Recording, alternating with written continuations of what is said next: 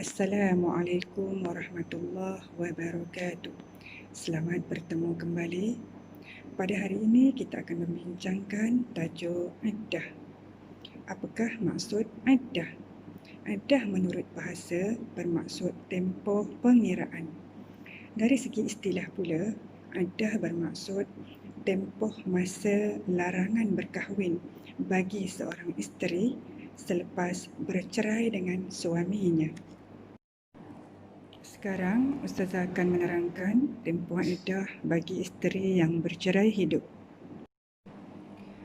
Iddah untuk seorang isteri yang sedang hamil ketika diceraikan oleh suaminya, maka iddah untuk wanita yang sedang hamil adalah sehingga dia melahirkan anak.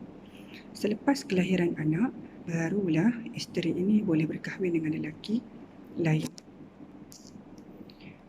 Iddah untuk isteri yang tidak hamil ketika diceraikan oleh suaminya pula, iddahnya adalah selama 3 kali suci.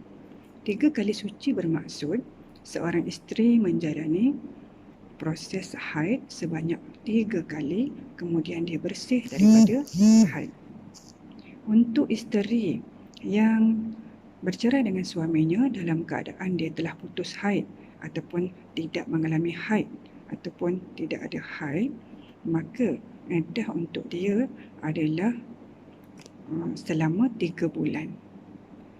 Untuk isteri yang belum disetubuhi oleh suaminya ketika diceraikan secara cerai hidup, maka dia tidak ada iddah.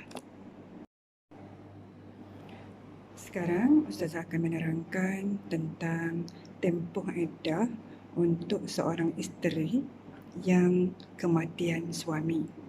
Apabila seorang suami telah meninggal dunia, seorang isteri akan melalui tempoh iddah, iaitu tempoh larangan berkahwin yang wajib dipatuhi.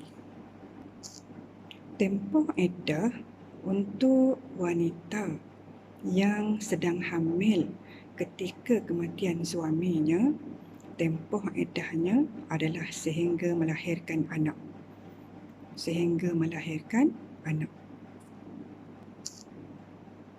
Tempoh iddah untuk isteri yang kematian suami dalam keadaan statusnya tidak hamil, maka tempoh iddahnya adalah 4 bulan 10 hari.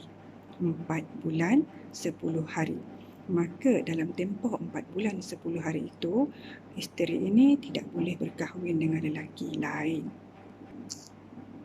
Begitu juga iddah untuk seorang isteri yang telah putus haid ketika kematian suaminya.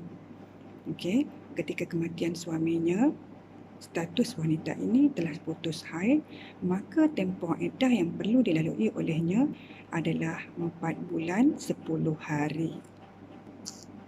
Iddah untuk seorang isteri yang kematian suami dalam keadaan dia belum disetubuhi, maka iddahnya juga adalah 4 bulan 10 hari. Maka di sini kita boleh lihat iddah untuk seorang isteri yang kematian suami dalam keadaan dia tidak hamil, dalam keadaan dia telah putus haid ataupun dalam keadaan dia belum disetubuhi, tempoh iddahnya adalah sama, iaitu 4 bulan 10 hari.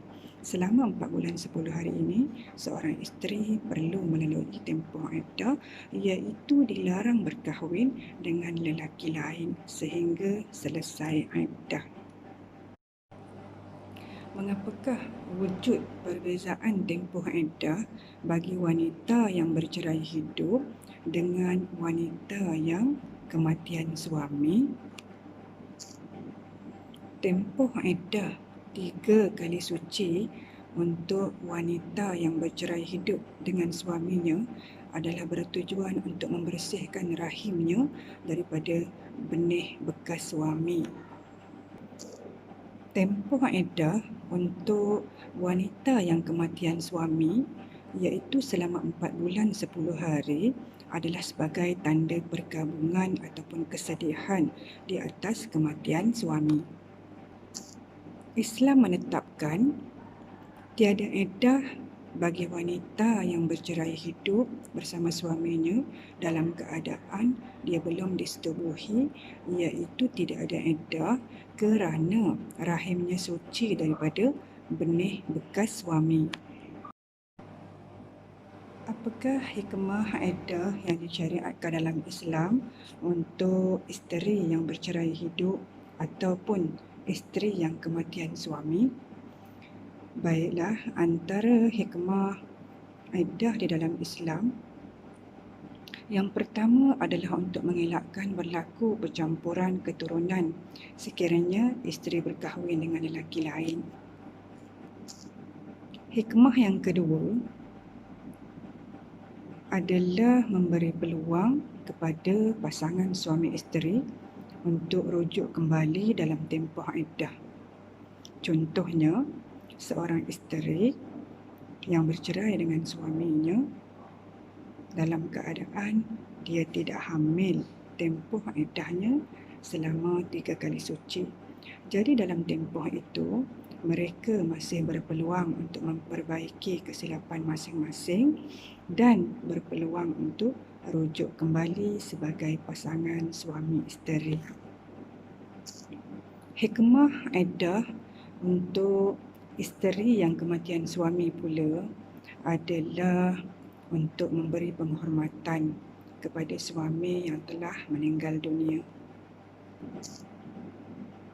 Sebagai umat Islam, adalah penting untuk kita mengetahui ilmu berkaitan dengan iddah, iaitu tempoh larangan berkahwin bagi seorang isteri sebagai persediaan sekiranya berlaku dalam kehidupan kita, pasangan suami isteri bercerai hidup ataupun bercerai mati, maka kita ada ilmu mengetahui tempoh iddah yang perlu dilalui oleh seorang wanita, sama ada dia bercerai hidup ataupun dia bercerai mati.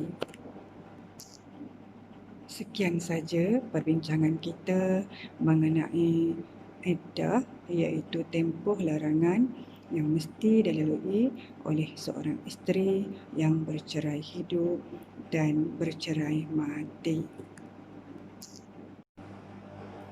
Selamat berjumpa lagi dalam pelajaran yang seterusnya. Sekian, wabillahi taufiq wal hidayah. Assalamualaikum warahmatullahi wabarakatuh.